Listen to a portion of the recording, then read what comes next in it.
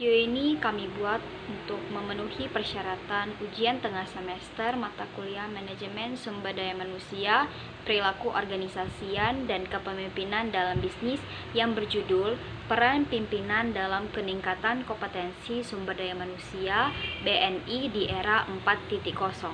Perkenalkan, nama saya Sri Cici Alfriedi Cahyati dengan NPM 2141059. Perkenalkan, nama saya Elvi Juliana dengan NPM 2141214. Perkenalkan, nama saya Ceristina dengan NPM 2141033. Perkenalkan, nama saya Elvina Syahara, NPM 2141006. Perkenalkan, nama saya Jais Narwati dengan NPM 2141217. Pertama-tama saya akan membahas bab 1, yaitu pendahuluan. Yang pertama, kita akan membahas latar belakang. PT BNI adalah salah satu bank tertua yang ada di Indonesia dan merupakan perusahaan milik pemerintah. PT BNI didirikan oleh Margono Djojo Hadikusumo yang merupakan salah satu anggota BPUPKI, dan BNI juga dipimpin oleh seorang direktur utama yaitu Royke Tumilar. Perusahaan ini didirikan pada tanggal 5 Juli tahun 1946. PT BNI memiliki 2.262 kantor cabang di Indonesia dan 8 di luar negeri. BNI memiliki unit perbankan syariah, tetapi sejak tahun 2010 telah keluar sebagai BNI Syariah. PT BNI merupakan perusahaan yang bergerak pada bidang perbankan umum. Pada tahun 1955, peran BNI berganti menjadi bank pembangunan dan kemudian perusahaan ini mendapatkan hak untuk bertindak sebagai bank devisa. Seiring berjalannya waktu, akhirnya Bank Negara Indonesia ini berganti menjadi bank umum dengan penetapan secara yuridis melalui Undang-Undang Darurat Nomor 2 Tahun 1955. Dengan kreativitas perbankan BNI, Bank Negara Indonesia ini mendapatkan kepercayaan dari pemerintah. Pada tahun 1969, BNI ditingkatkan melalui status hukum ke Persero dengan nama PT Bank Negara Indonesia.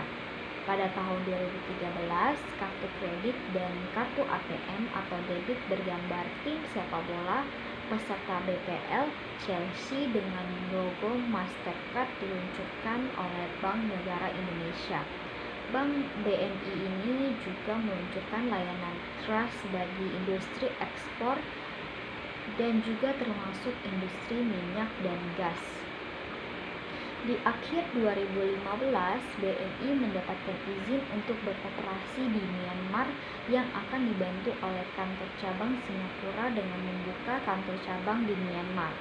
Kantor di Myanmar ini mengharap segmen korporasi dan juga terdapat layanan remitansi bagi para staf Kedutaan Besar Republik Indonesia atau KBRI. Bank Negara Indonesia telah terpilih menjadi bank yang melayani pembayaran bagi investor asing yang ingin menanamkan modalnya di Indonesia. Selanjutnya adalah konsep motivasi BNI atau Bank Negara Indonesia. Agar pegawai dapat menyesuaikan diri terhadap lingkungannya, pegawai tersebut membutuhkan motivasi. Motivasi merupakan suatu dorongan kebutuhan dalam diri pegawai yang perlu diatur. Motivasi membahas bagaimana caranya mengarahkan daya dan potensi bawahan agar mau bekerja sama secara produktif supaya berhasil mencapai dan mewujudkan tujuan yang telah ditemukan. Pemimpin berusaha mempengaruhi atau memotivasi bawahannya agar dapat bekerja sesuai dengan tujuan yang diharapkan pemimpin. Motivasi kerja yang tinggi dapat didukung oleh gaya kepemimpinan yang tepat, sehingga gaya kepemimpinan yang kurang tepat dalam penerapannya akan kurang memotivasi bawahannya dalam melakukan aktivitas-aktivitasnya. Selanjutnya adalah fenomena-fenomena yang terjadi pada saat ini. Ada fenomena-fenomena mengenai gaya kepemimpinan di PT BNI, diantaranya yang pertama, tidak semua karyawan dapat merasakan hal yang sama yang diterapkan pimpinan. Yang kedua, sikap melindungi dan memberikan perhatian kepada karyawan dari seorang pemimpin kurang maksimal. Yang ketiga, hanya karyawan tertentu yang memiliki hubungan baik dengan pemimpin perusahaan. Yang keempat, pemimpin yang tidak mampu menggerakkan dan memuaskan karyawan pada suatu pekerjaan dan lingkungan tertentu. mengakibatkan ketidakberhasilan pemimpin. Yang kelima, gaya kepemimpinan yang pimpinan kurang dapat menghargai karyawan. Yang keenam, cara penyampaian seringkali sedikit kasar dan dengan nada yang tinggi. Yang ketujuh, memberikan pekerjaan karyawan dengan tugas dan kewajiban yang tidak sesuai. Yang terakhir, selain faktor gaya kepemimpinan, faktor lain yang dapat mempengaruhi motivasi karyawan adalah lingkungan kerja. Faktor lingkungan kerja juga memiliki fungsi penting pada perusahaan. Selanjutnya adalah konsep penerapan VUCA pada kepemimpinan sumber daya manusia.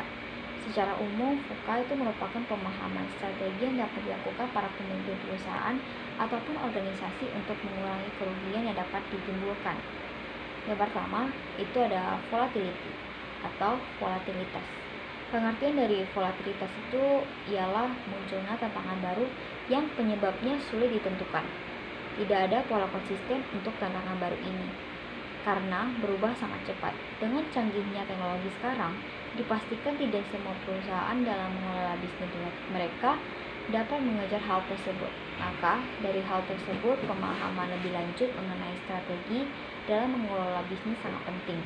Dengan bergerak cepat menanggapi perubahan yang ada, merupakan salah satu cara untuk mempertahankan bisnis mereka. Pemimpin yang dapat bergerak cepat menanggapi perubahan dalam merespon perubahan menjadi hal yang paling bagus dalam dunia bisnis. Semakin canggihnya teknologi yang berkembang membuat para pemimpin harus mempelajari hal tersebut agar tidak terjadi keterlambatan dalam mengelola bisnis. Yang kedua ialah uncertainty.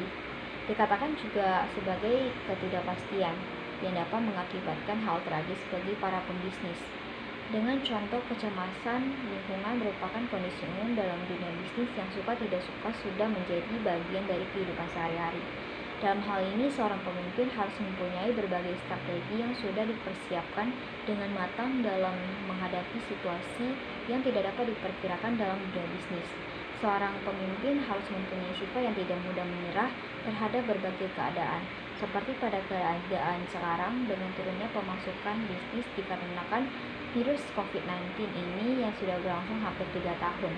Tidak heran jika kita melihat banyak usaha bisnis yang mengalami kebangkrutan dan resmi tutup, dan jika kita melihat masih ada usaha bisnis yang berjalan sampai dengan sekarang, tentunya perlu tanda tanya dengan pemimpin yang memegang usaha tersebut. Apa saja yang ia lakukan agar dapat mempertahankan sampai dengan saat ini. Pemimpin dalam kondisi sekarang tentunya mempunyai berbagai strategi yang dilakukan, dengan contoh memilih untuk bertahan dengan mendesain usaha, meredesain usaha yang dijalankannya untuk menarik hati pembeli, dan selalu mempelajari hal-hal baru apa saja yang dapat mempermudah para konsumen di saat sekarang ini. Yang ketiga itu ialah complexity, disebut juga kompleksitas, yang secara langsung sulit untuk memahami penyebab masalah yang terjadi. Dengan contoh permasalahan yang terjadi, gangguan teknologi, perubahan gaya masyarakat, munculnya pesaing baru, dan masih banyak faktor lainnya. Pada hal ini, pemimpin yang menghadapi permasalahan tersebut harus menerapkan berbagai strategi. Dengan contoh gangguan teknologi, sebagai pemimpin suatu usaha bisnis tentunya tidak boleh hanya memanfaatkan satu macam teknologi saja sebagai pemasukan. Teknologi yang digunakan untuk mengembangkan usaha harus beragam. Permasalahan yang tidak lazim lagi yaitu munculnya pesaing baru. Sebagai seorang pemimpin, jangan menganggap pesaing itu sebuah ancaman. Jadilah pesaing sebagai tantangan untuk membuat lebih banyak perubahan terhadap bisnis yang dijalankan.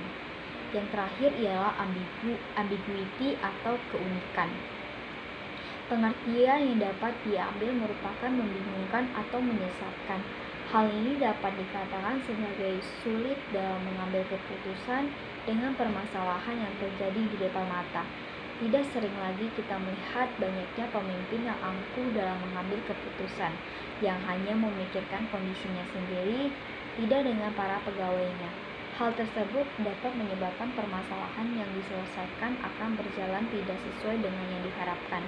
Dengan hal tersebut dapat dilakukan dengan lebih meningkatkan produktivitas dan keterampilan dalam memecah masalah, Perusahaan memerlukan pelatihan untuk pemimpin mereka dan juga para pegawainya agar dapat meningkatkan kualitas sumber daya manusia atau SDM. Berikutnya adalah struktur organisasi. Struktur organisasi itu merupakan gambaran fungsi dan tanggung jawab tugas dan kewajiban serta kekuasaan yang ada pada perusahaan agar personil mudah dalam melaksanakan aktivitasnya untuk mencapai tujuan yang telah ditetapkan sebelumnya. Berikut merupakan struktur organisasi PT BNI. Selanjutnya adalah gambaran sektor BNI.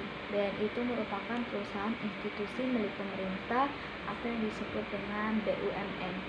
BNI itu dipimpin oleh Raja Tumilan. Ada dua gambaran sektor BNI, pertama personal dan yang kedua bisnis. Di personal, jenis layanannya itu ada 4. Yang pertama, simpanan, pinjaman, kartu kredit, dan perbankan daring. Di jenis layanan simpanan, layanannya itu ada BNI Taplus, BNI Taplus Bisnis, BNI Tapar, BNI Taplus Muda, dan ada lain sebagainya. Di bagian jenis layanan pinjaman ada layanan BNI Kria, BNI Kria Multiguna, BNI Flexi, BNI Instan, dan BNI Flexi Pensiun. Di bagian kartu kredit itu layanannya ada kartu reguler, co-branding card, affinity card, corporate card, dan business card. Yang terakhir di perbankan daring ada BNI Mobile Banking, itu aplikasi. Ada juga BNI SMS Banking, BNI Phone Banking, dan BNI Internet Banking. Dan di bagian gambaran sektor BNI Bisnis itu ada 3 jenis layanan. Yang pertama itu perbankan bisnis, layanannya itu ada BNI Business Banking, Transactional Banking Service, sektor industri, funding, lending, dan service. Dan ada jenis layanan internasional, itu jenis layanannya itu ada overfitting, bill selection, open account, smart trade, dan smart remittance. Dan di jenis layanan treasury itu layanannya itu ada foreign exchange, transaksi pasar uang, transaksi derivatif, dan produk investasi. Pada kesempatan kali ini saya akan membahas bab 2, yang dimana pada bab 2 ini mengenai landasan teori. Nah, apa saja sih yang harus dibahas dalam bab 2 ini? Yang pertama itu kepemimpinan atau pengertian dari kepemimpinan secara umum atau secara dasar. Nah, yang kedua itu penerapan kepemimpinan dalam sumber daya manusia. Nah, pada mata kuliah manajemen sumber daya manusia itu terdapat beberapa bagian yang harus dijelaskan. Yang pertama itu analisa pekerjaan, yang kedua perencanaan pekerjaan, yang ketiga rekrutmen, yang keempat seleksi dan wawancara, yang kelima itu training, dan yang keenam itu penilaian kinerja, yang ketujuh itu peraturan kerja, dan yang terakhir itu K3. K3 yaitu keselamatan dan kesehatan dalam bekerja. Nah, pada mata kuliah perilaku organisasi ini yaitu kita akan membahas yang pertama itu job karakteristik model, yang kedua job redesign, yang ketiga job sharing, yang keempat employee involvement, dan yang terakhir itu variable pay programs. Nah, jadi apa sih pengertian dasar dari kepemimpinan dan atau pengertian umum dari kepemimpinan sendiri? Jadi secara dasar kepemimpinan ini dapat dikatakan sebagai suatu kekuatan untuk pendorong sebagai cara untuk mencapai visi dan misi dalam organisasi maupun dalam suatu perusahaan. Nah, dan ada juga yang berpendapat bahwa pemimpin itu dilahirkan dan bukan dibuat. Nah, jadi dapat didefinisikan juga bahwa kepemimpinan ini adalah proses di mana individu satu mampu mempengaruhi individu lain untuk mencapai hasil yang diinginkan. Nah, jadi tanpa adanya seorang pemimpin dalam lingkungan organisasi ini akan menimbulkan berbagai konflik terhadap masalah yang timbul. Nah, karena setiap individu pasti akan melihat condong ke arah yang berbeda dan juga dengan solusi yang berbeda. Jadi dengan adanya kepemimpinan ini dapat membantu mengarahkan kita ke arah yang sama dan memanfaatkan upaya bersama juga. Dan yang selanjutnya itu penerapan kepemimpinan dalam sumber daya manusia.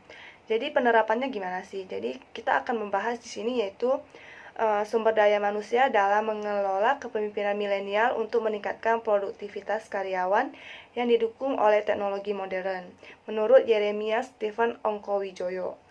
Nah, berdasarkan yang kita ketahui juga bahwa teknologi ini selalu hadir dalam kehidupan kita. Apalagi dengan zaman yang semakin canggih, ini teknologi tentu tidak akan luput dari kehidupannya manusia. Nah, seperti yang kita ketahui juga, generasi milenial ini merupakan generasi yang lahir antara tahun 1981 sampai dengan 1996. Nah, generasi ini juga memiliki karakteristik yang positif maupun negatif. Nah, secara umum juga generasi inilah yang paling dekat dengan perkembangan teknologi. Maka dari hal ini tidak perlu dirumuskan lagi bahwa perlunya sistem baru untuk gaya kepemimpinan milenial. Jadi menurut penelitian yang dilakukan oleh Paramesti dan Kusmana, kepemimpinan milenial ini cenderung lebih menunjukkan nilai-nilai kemandirian. Jadi melalui sistem teknologi dapat dikembangkan agar mereka memberikan dampak yang lebih positif bagi perusahaan. Nah, sebelum hal tersebut terjadi, generasi milenial ini tentunya juga memerlukan arahan dan bimbingan. Generasi milenial ini tentunya akan selalu menggunakan teknologi dalam proses kerjanya mereka. Jadi generasi milenial ini menggunakan teknologi untuk meningkatkan produktivitasnya sesuai dengan bidangnya masing-masing. Dan tentunya pemimpin generasi milenial ini cenderung memiliki sifat yang lebih fleksibel dan tidak suka hal yang memaksa dan bersifat hierarkis juga. Nah, maka dengan begitu menciptakan suasana kerja yang kondusif, pemimpin milenial ini dapat mampu membawa perubahan dengan gaya mereka untuk memimpin. Selanjutnya yang ada pada mata kuliah manajemen sumber daya manusia apa saja yang akan kita bahas. Sebelumnya ada terdapat 8 pembagian, tetapi kita akan membahas 4 terlebih dahulu. Yang keempatnya akan kita bahas di next slide lagi. Oke, yang pertama itu ada analisa pekerjaan. Jadi menurut Hasibuan, analisa pekerjaan itu atau analisis pekerjaan merupakan menganalisis dan mendesain pekerjaan apa saja yang harus dikerjakan. Nah, jadi yang dapat disebutkan juga pekerjaan ini sebagai prosedur yang Anda tentukan tugas posisi perusahaan dan karakteristik orang yang akan dipekerjakan. Nah, analisis pekerjaan ini menghasilkan informasi untuk menulis deskripsi pekerjaan dan spesifikasi pekerjaan apa yang akan direkrut. Nah, selanjutnya itu yang kedua ada perencanaan tenaga kerja. Jadi apa sih maksud dari perencanaan tenaga kerja ini? Jadi secara umum perencanaan tenaga kerja itu juga dapat dikatakan sebagai proses yang memperkirakan kebutuhan tenaga kerja dalam rangka untuk mencapai tujuan bisnis di sebuah perusahaan atau organisasi. Nah, tujuan dilakukannya itu yang tidak lain ialah untuk memastikan perusahaan mendapatkan tenaga kerja yang memenuhi kualifikasi seperti yang ditawarkan. Oke, selanjutnya itu ada rekrutmen. Mungkin kata rekrutmen ini sudah tidak asing lagi terdengar di telinga masyarakat ya. Jadi dapat dibilang juga bahwa rekrutmen ini merupakan cara untuk menemukan karyawan atau tenaga kerja yang baru. Jadi dapat disimpulkan bahwa rekrutmen merupakan serangkaian proses mencari, menemukan, dan mengajak sejumlah orang baik dari dalam maupun luar perusahaan sebagai calon tenaga kerja. Nah, yang terakhir itu ada seleksi dan wawancara. Jadi pengertian seleksi itu secara sederhana dapat dikatakan sebagai setelah melakukan rekrutmen tentunya jumlah peserta yang mendaftar itu tidak sedikit. Pastinya jumlah peserta yang mendaftar itu lumayan banyak.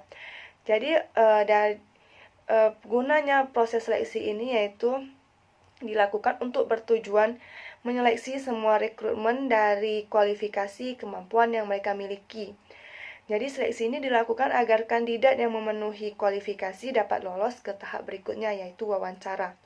Nah, pada tahap wawancara ini anggota dari HR dari perusahaan akan menanyakan sejumlah pertanyaan mengenai kualifikasi yang mereka miliki, pengalaman kerja, kemampuan dalam menghadapi segala rintangan, dan masih juga banyak lagi. Selanjutnya akan kita lanjutkan lagi untuk pembahasan berikutnya, yaitu yang pertama itu mengenai pengertian training. Jadi tidak semua pelamar kerja yang diperlukan oleh dunia pekerjaan ini merupakan tamatan dari sekolah yang formal. Nah, maka dari itu harus dilakukannya pelatihan untuk melatih kemampuan mereka atau skill mereka tersebut agar lebih spesifik dan fokus dengan apa yang ditugaskan tersebut. Nah, training atau pelatihan ini juga merupakan proses mengajar keterampilan yang dibutuhkan karyawan baru dan lama untuk melakukan pekerjaannya. Hal ini menurut ahli manajemen sumber daya manusia Gary Dessler. Nah, menurut definisinya juga, pelatihan tidak hanya diartikan sebagai pelatihan penerimaan karyawan baru, tetapi hal itu juga dilakukan saat karyawan tersebut akan melakukan pekerjaan baru yang akan ditugaskan kepadanya. Nah, tujuan dari training ini ialah untuk mendapatkan karyawan yang mampu melakukan pekerjaan yang akan ditugaskan kepadanya, dan juga untuk menghindari semaksimal mungkin kesalahan-kesalahan yang akan terjadi dalam mengerjakan pekerjaan tersebut. Oke, yang selanjutnya itu pengertian dari penilaian kinerja. Jadi penilaian kinerja itu atau yang dapat disebut sebagai suatu penilaian terhadap pekerjaan yang dilakukan oleh seorang karyawan. Nah, penilaian yang dilakukan secara sistematis ini untuk mengetahui hasil pekerjaan karyawan tersebut dan kinerja organisasi. Nah, di samping hal tersebut, penilaian kinerja ini dilakukan untuk menentukan kebutuhan pelatihan kerja secara tepat dan memberikan tanggung jawab yang sesuai kepada karyawan sehingga mereka dapat melaksanakan pekerjaan yang lebih baik di masa mendatang dan sebagai dasar untuk menentukan kebijakan dalam hal promosi jabatan maupun penentuan imbalan. Yang selanjutnya itu pengertian mengenai peraturan kerja. Nah, aturan kerja ini dapat juga didefinisikan sebagai susunan hal-hal yang harus dilakukan atau ditaati oleh semua karyawan selama operasional perusahaan tersebut berjalan atau selama mereka masih berada dalam lingkungan pekerjaan tersebut. Nah, aturan kerja ini diciptakan untuk membangun kedisiplinan karyawan agar menghindari untuk melanggar norma atau peraturan yang ada selama bekerja. Nah, misalnya itu tiba-tiba mereka bolos dan tidak mengabari atasan atau rekannya alasan mereka tidak datang pada hari tersebut. Nah, selain hal tersebut, peraturan kerja ini juga dibuat untuk memudahkan karyawan dalam mengetahui apa saja tanggung jawab mereka dalam pekerjaan yang dijalankan mereka. Nah, aturan dalam perusahaan juga memungkinkan karyawan untuk mendapatkan hak dan kewajibannya, yang dimana perusahaan harus memberikan gaji atau upah yang sesuai dengan aturan dan risiko yang diemban maupun sesuai kesepakatan di awal. Nah, hal tersebut juga mengatur tunjangan hari libur, cuti, dan sebagainya.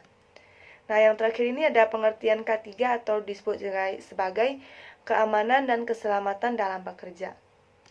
Jadi kata keselamatan itu sendiri berasal dari bahasa Inggris yang berarti safety, yang selalu dikaitkan dengan terbebasnya atau selamat dari sebuah kecelakaan.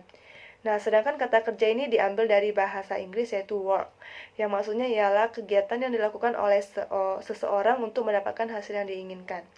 Jadi pengertian keamanan dan keselamatan kerja menurut WHO ialah suatu upaya untuk memelihara dan juga meningkatkan fisik tubuh kita, meningkatkan kesehatan mental pekerja dan juga meningkatkan kesehatan sosial pada setiap para pekerja yang ada. Jadi dengan diterapkannya K3 dalam suatu perusahaan, maka derajat perusahaan harus ditinggikan setinggi mungkin, dan ini juga berlaku untuk semua jenis dari suatu pekerjaan.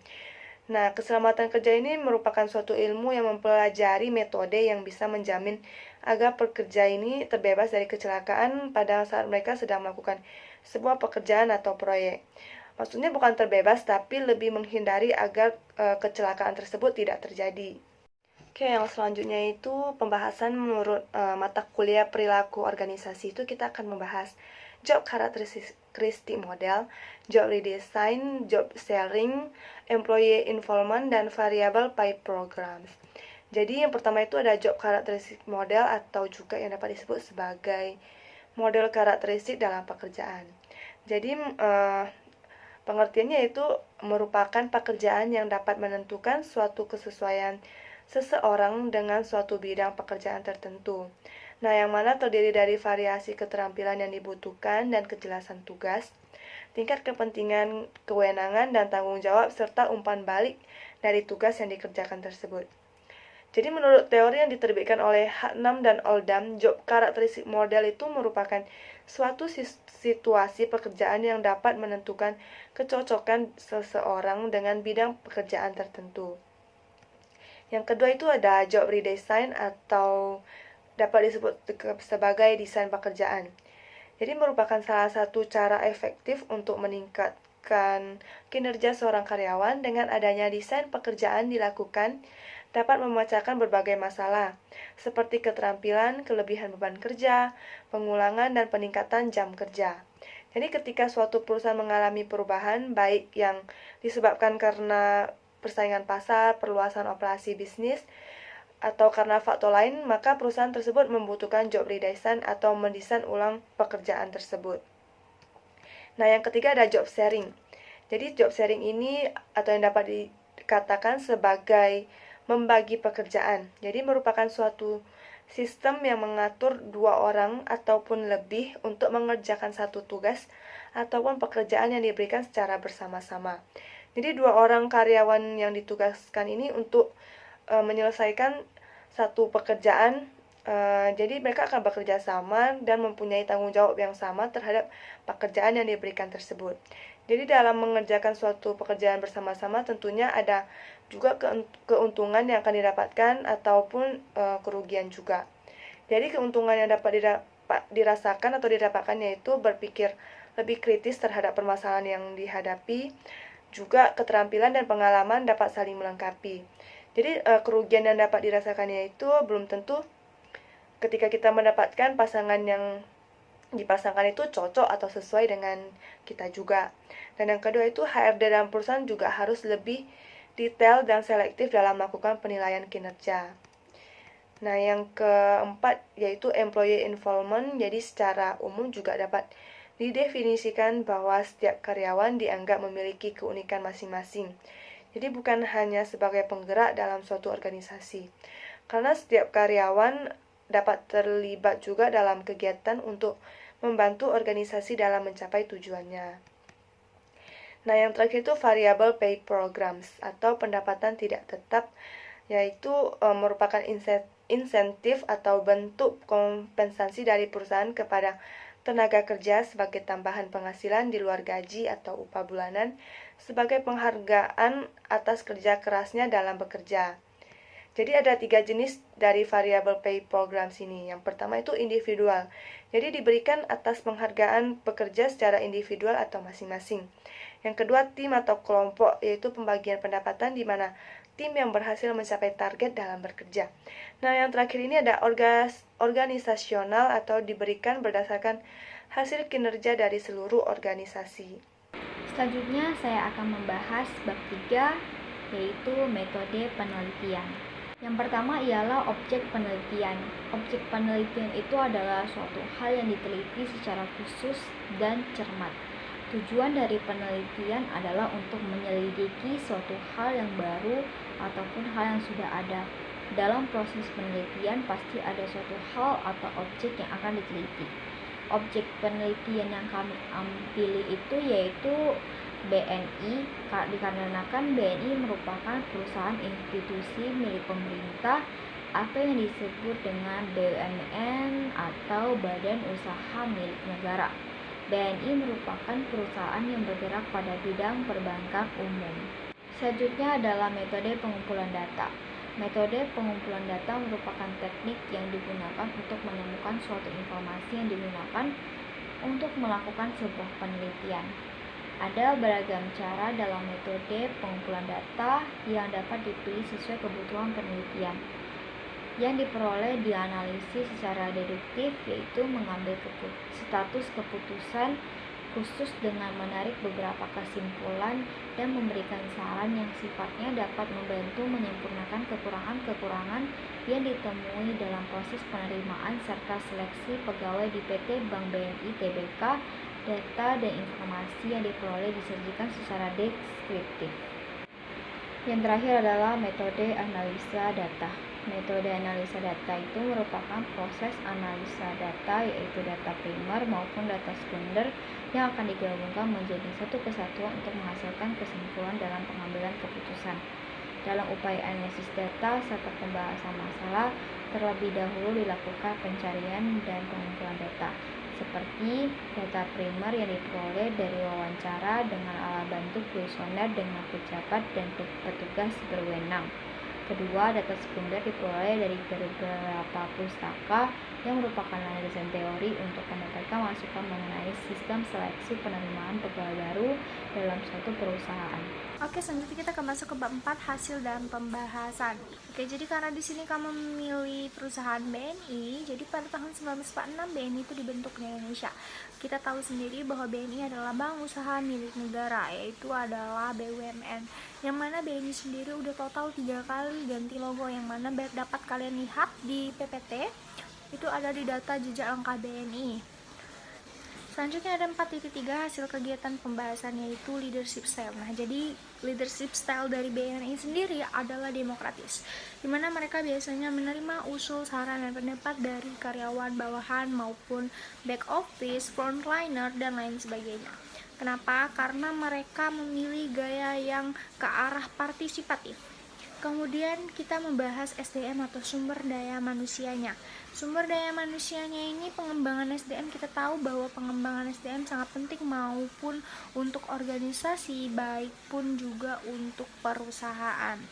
Di mana SDM ini merupakan peranan penting berlangsungnya bahkan untuk kemajuan dari sebuah perusahaan. Sama halnya dengan BNI, mereka selalu berusaha menjaga dan mengembangkan agar SDM yang dihasilkan dari perusahaan mereka semakin berkualitas, semakin maju, dan berkembang sesuai era global yang semakin canggih dan cepat. Oke, selanjutnya ada motivation system. Di sini motivasi sistem yang dilakukan oleh BNI sangat banyak, yaitu salah satunya itu bakal dijelasin di variable pay program, yang mana itu salah satunya adalah reward atau bonus yang diberikan oleh BNI sendiri untuk para karyawannya. Kemudian ada 4.4 analisa pekerjaan atau job analyst. Nah, di sini kamu memilih BNI sendiri itu memiliki banyak sekali program. Salah satunya adalah program Bina BNI, yang mana program ini ditunjukkan untuk para lulusan baru ataupun fresh graduate. Kemudian ada 4.5 metode perencanaan tenaga kerja. Yang pertama itu pengumpulan data. Jadi BNI maupun perusahaan lain ketika melakukan sebuah rekrutmen, mereka pasti melakukan pengumpulan data. Yang mana maksudnya ini mengetahui berapa orang sih, berapa karyawan sih yang dibutuhkan untuk sesuai dengan proyek yang sedang dilaksanakan. Begitu. Selanjutnya ada B, pengolahan dan analisis data. Ya, ini tuh maksudnya itu untuk menganalisa gitu, kira-kira bener nggak karyawan segini cocok untuk proyek segini. Perhitungan, mulai menganalisa perhitungan yang sesuai pada pengumpulan data yang ada, begitu. Nah, selanjutnya ada 4.6 atau metode rekrutmen, dan mencari tahu visi dan misi sasaran yang disesuaikan untuk proyek yang dikerjakan. Dimulai dari pekerjaannya apa, perkiraannya apa, perencanaan SDM yang udah kita bahas tadi, kemudian juga memperhatikan kebutuhan karyawan dan kebutuhan nasabah. Kenapa harus memperhatikan kebutuhan karyawan? Karena jika kebutuhan karyawan tidak terpenuhi, maka biasanya pekerjaan karyawan pun akan terganggu dan tidak membuat para nasabah menjadi puas. Begitu. Kemudian benar-benar menganalisa kebutuhan karyawan tadi dengan proyek yang ada. Kenapa? Karena sering terjadinya ketidakseimbangan sehingga menghambat proses rekrutmen yang akan dilaksanakan nantinya. 4.7 proses seleksi dan wawancara.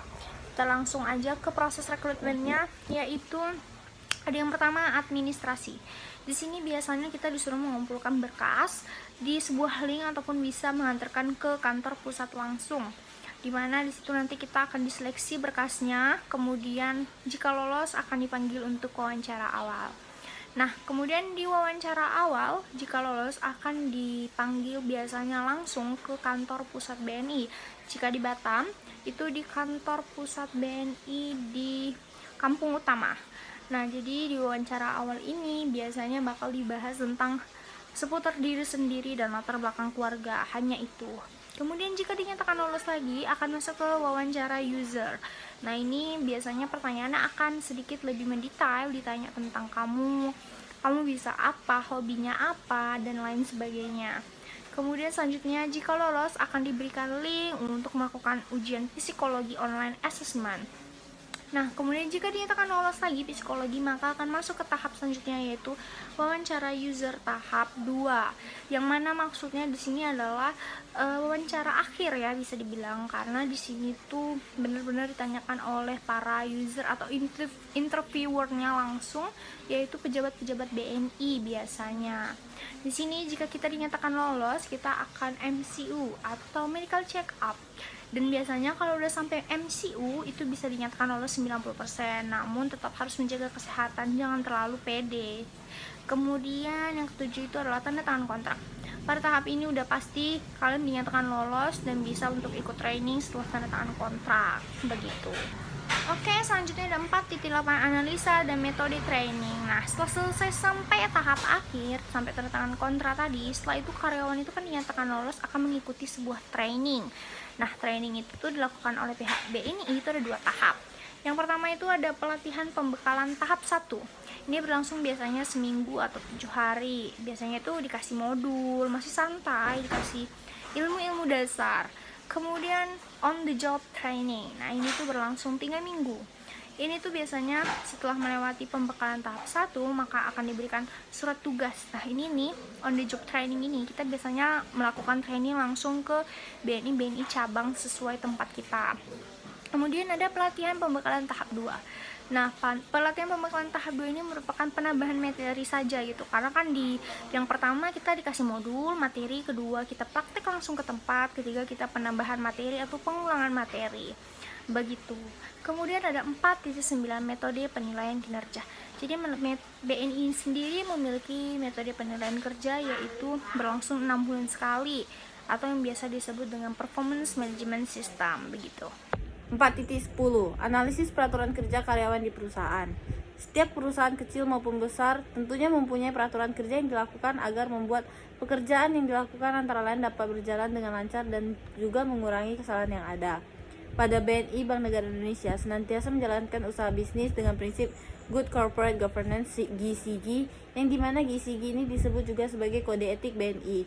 Kode etik ini berisikan sistem nilai etika bisnis, etika kerja, komitmen serta penegakan terhadap peraturan-peraturan perusahaan BNI dalam menjalankan aktivitas bisnisnya. 4.11 Analisis penerapan K3, keamanan dan keselamatan kerja. Menurut penelitian yang dilakukan hingga 31 Desember 2016, BNI belum memiliki divisi khusus mengenai K3. Namun bukan BNI tidak memperhatikan para karyawannya. Bahkan mereka sudah mempunyai cara kerja dalam penanganan keselamatan kerja. Risiko kecelakaan yang dikelola ini di dalam kantor maupun saat pegawai sedang berdinas.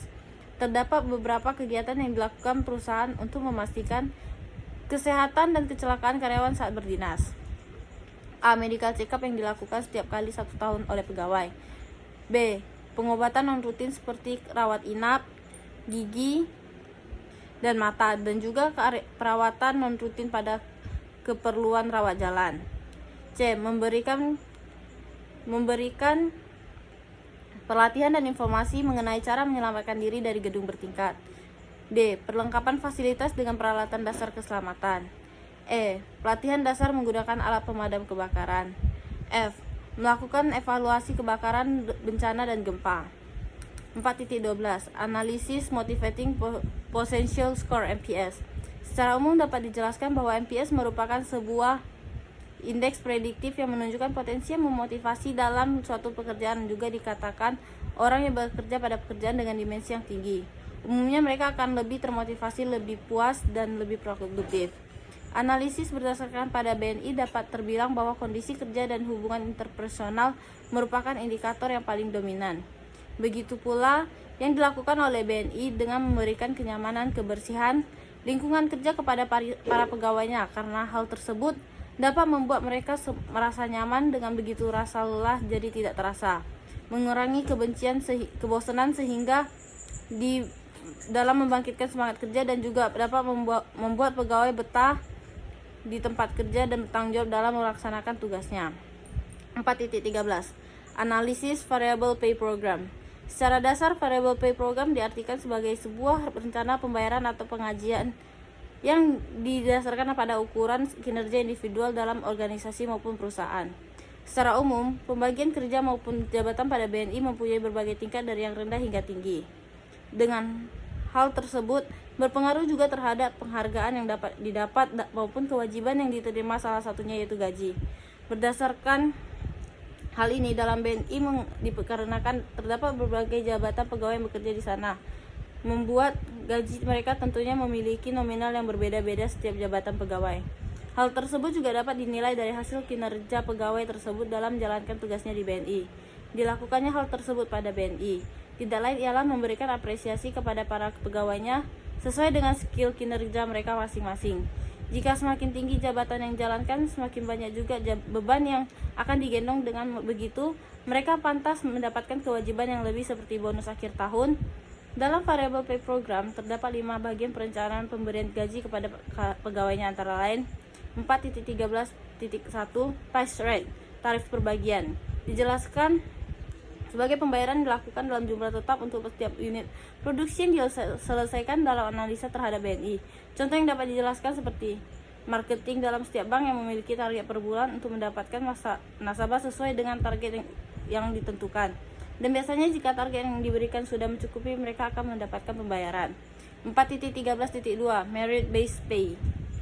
Dijelaskan pembayaran gaji karyawan yang dinilai dari kinerja yang dihasilkan ataupun prestasi yang ditonjolkan dan dihasilkan untuk perusahaan. Pada BNI, pegawai yang direkrut tentunya mempunyai kemampuan yang berbeda-beda. Hal tersebut juga berpengaruh kepada hasil kinerja yang dihasilkan, tentunya juga tidak mempunyai kesamaan antara pegawai A dan B. BNI melakukan program Bina BNI yang menerima para lulusan SMA atau SMK yang ingin mencoba karirnya di dunia perbankan. Dari hal ini pengajian yang diberikan dan juga kontrak lanjut bekerja atau tidak disesuaikan dengan hasil kinerja yang diberikan pegawai tersebut kepada BNI. 4.13.3 Bonus. BNI memberikan gaji yang cukup tinggi untuk para karyawannya. Selain gaji yang tinggi, BNI juga memberikan berbagai tunjangan untuk para karyawannya. Tunjangannya yang diberikan kepada seperti THR, bonus pada waktu-waktu tertentu, BPJS Ketenagakerjaan, BPJS Kesehatan, dan juga berbagai bonus lainnya jika pegawai tersebut berhasil menjual produk dari BNI sesuai dengan ketentuan yang ada. 4.13.4 Profit Sharing, pembagian laba. Disebut juga dengan kesepakatan yang terjadi untuk pembagian hasil keuntungan dalam satu usaha. Pembagian hasil pada BNI, mereka menggunakan pelaksanaan sistem bagi hasil usaha gross profit margin, yang di mana pada rasio pembagian labanya BNI melihat dari jangka waktu pembiayaan. Pihak bank tidak menyebutkan berapa persisnya antara bank dan nasabah, melainkan dalam hal ini bank melakukan negosiasi. 4.13.5 Employee Stock of Ownership, kepemilikan saham karyawan. Perusahaan selain memberikan tunjangan bonus, THR, dan lainnya kepada pegawainya, ada juga perusahaan yang memberikan tunjangan kepada karyawannya dengan memberikan saham. Dan saham yang diberikan seringkali berada di bawah harga pasar dan sebagai bagian dari tunjangan mereka. BNI memberikan bonus saham, program bonus saham kepada para pegawainya dengan syarat antara lain pegawai tersebut tidak tersangkut dengan kasus-kasus sanksi yang dapat mencoreng nama perusahaan, tidak boleh berakhir hubungan kerja karena kemauannya sendiri maupun kinerja yang buruk. Alokasi bonus saham yang diberikan BNI dengan jangka waktu 3 tahun. Adapun persyaratan bagi pegawai yang berhak mendapatkan bonus saham tersebut antara lain sebagai pegawai tersebut telah mencapai kinerja perusahaan. Selanjutnya yaitu bab 5, kesimpulan dan saran. Ada beberapa kesimpulan yang kami simpulkan dari hasil pembahasan proposal kami, yaitu yang pertama, pada kepemimpinan era 4.0. Ini tidak terlepas dari pandangan teknologi. Seorang pemimpin yang memahami dengan baik mengenai perkembangan teknologi dapat menjadi seorang pemimpin yang lebih cepat dalam pengambilan keputusan jika terjadi sesuatu hal. Terlebih hal tersebut, pemimpin pada era ini tidak suka adanya penekanan terhadap sistem kepemimpinan. Mereka lebih menyukai sistem kepemimpinan yang bersifat bebas dan hierarkis. Dan tentunya sistem kebebasan tersebut tetap dapat menjamin berjalannya sistem kepemimpinan yang berpatokan dengan perkembangannya teknologi. Yang kedua, konsep penerapan VUCA kepemimpinan. Secara dasar kita mengetahui VUCA sendiri merupakan singkatan dari Volatility, Uncertainty, Complexity, Ambiguity. Secara dasar, volatility sendiri dapat dikatakan sebagai tantangan baru yang muncul dan penyebabnya sulit ditentukan. Pada konsep penerapan ini, seorang pemimpin dapat menerapkan teknologi sebagai dasar dari solusi untuk mengejar keterlambatan akibat tantangan yang terjadi. Uncertainty adalah ketidakpastian. Sebagai seorang pemimpin dalam suatu perusahaan, jangan hanya memikirkan dirinya sendiri saja. Dalam hal sebagai seorang pemimpin harus memikirkan para pegawainya dan memberikan mereka pelatihan berbagai hal untuk melawan adanya perubahan dalam dunia bisnis yang suka tak menentu. Complexity merupakan sulit untuk memahami penyebab masalah yang terjadi. Hal yang harus dilakukan oleh seorang pemimpin ialah jangan takut dalam menghadapi persaingan yang ada, tetapi jadikan persaingan tersebut sebagai tantangan dan lebih semangat lagi dalam melakukan perubahan ke arah yang lebih baik lagi dalam mengembangkan usaha tersebut. Ambiguity dapat dijelaskan sebagai kebingungan dalam pengambilan keputusan. Seperti yang kita ketahui, seseorang pemimpin harus cepat membuat keputusan saat genting. Maka dari hal tersebut, keputusan yang dibuat tidak hanya semena-mena mementingkan diri sendiri, tetapi juga harus memikirkan dampak dari keputusan yang diambil dan juga dampak yang ditimbulkan kepada para pegawainya. Yang ketiga, ada analisis proses kerja yang dilakukan pada BNI sangat terstruktur sehingga bagi para pelamar yang lolos seleksi merupakan pegawai yang sudah dilalui dengan berbagai macam tes dan ujian. Dari hal tersebut, BNI dapat memberikan pegawai yang bekerja di sana mempunyai prestasi dan juga terdidik. Selain hal tersebut, BNI juga sangat memprioritaskan para pegawainya dengan memberikan kenyamanan di dalam kantor, menjamin kesehatan para pegawainya, serta keselamatan mereka dalam bekerja di dalam kantor maupun saat melakukan pekerjaan di luar lingkungan kantor. Yang keempat, ada analisis motivating dan variable pay. Pada tahap ini, BNI memberikan semua kenyamanan kepada para karyawannya dalam melakukan pekerjaan di sana. Selain hal tersebut, lingkungan kerja yang positif dan nyaman sebagai motivasi seorang pegawai dalam melakukan pekerjaannya menjadi lebih semangat dalam meningkatkan kinerja kepada BNI.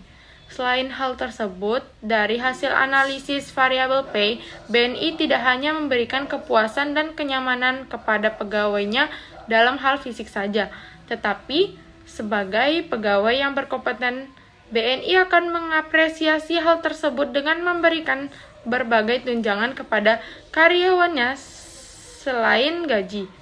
Mereka juga mendapatkan bonus saham yang akan diberikan kepada pegawainya karena sudah melakukan kinerja yang bagus. Selanjutnya, saran. Yang pertama, dalam hal ini, kepemimpinan dalam BNI perlu untuk meningkatkan kualitas mereka dengan melakukan pelatihan pada bidang teknologi. Hal ini dilakukan dengan bertujuan untuk setiap pemimpin yang memegang cabang BNI dapat mengetahui permasalahan yang terjadi dengan cepat, sehingga keputusan yang diambil tidak sembarangan. Yang kedua, selalu memberikan pelatihan kepada para pegawai BNI agar dapat meningkatkan kualitas kinerja mereka dalam melayani nasabah. Yang ketiga, menekankan konsep VUCA atau Volatility, Uncertainty, Complexity, Ambiguity dalam menjalankan aktivitas yang dijalankan. Demikian video penjelasan presentasi kami. Kami dari kelompok 2 mengucapkan terima kasih atas perhatiannya.